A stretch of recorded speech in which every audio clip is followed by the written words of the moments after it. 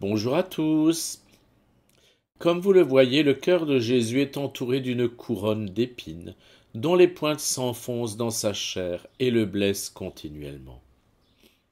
Cette couronne qui renvoie à celle dont Jésus a été coiffé le vendredi saint par les soldats romains, nous rappelle d'une part que Jésus est un roi d'humilité, qui ne cherche pas à régner par la force, mais par la puissance de son amour miséricordieux. Son règne n'a rien à voir avec celui des monarques de ce monde, car il ne s'impose pas, mais s'offre tout entier à ceux qui viennent à lui et se soumettent librement à lui. D'autre part, cette couronne nous renvoie à ces mots en saint Matthieu. Venez à moi, vous tous qui êtes fatigués et chargés, et je vous donnerai du repos. Prenez mon joug sur vous, et recevez mes instructions.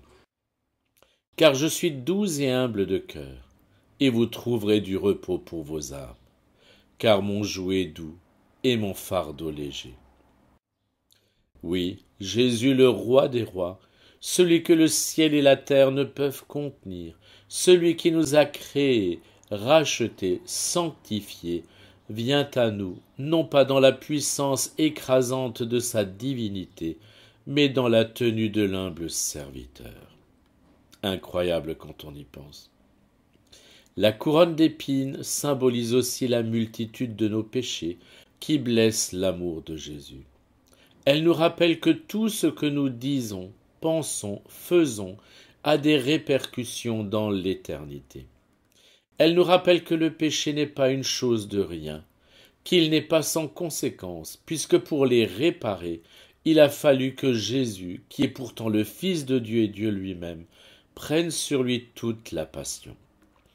Pensons-y quand nous voyons une représentation du Sacré-Cœur. Le péché n'est pas sans gravité et doit être réparé.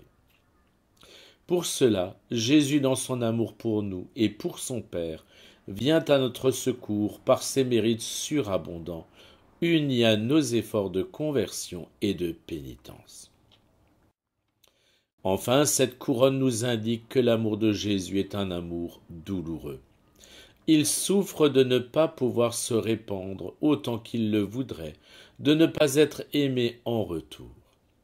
À Marguerite Marie, il dit « Voilà ce cœur qui a tant aimé les hommes, et pour reconnaissance je ne reçois de la plupart que des ingratitudes par leurs irrévérences et leurs sacrilèges, et par les mépris et les froideurs qu'ils ont pour moi dans ce sacrement d'amour. » Il lui dira encore « J'ai soif, mais d'une soif si ardente d'être aimé des hommes au Saint-Sacrement, et je ne trouve personne qui s'efforce selon mon désir pour me désaltérer en me rendant quelque retour à mon amour. »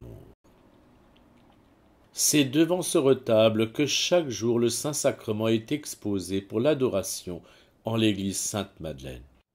Lorsque nous venons adorer Jésus au Saint-Sacrement, pensons à ces paroles et méditons-les. J'ai soif, mais d'une soif si ardente d'être aimé des hommes au Saint-Sacrement. Bonne méditation et bonne journée sous le regard du Sacré-Cœur. À demain.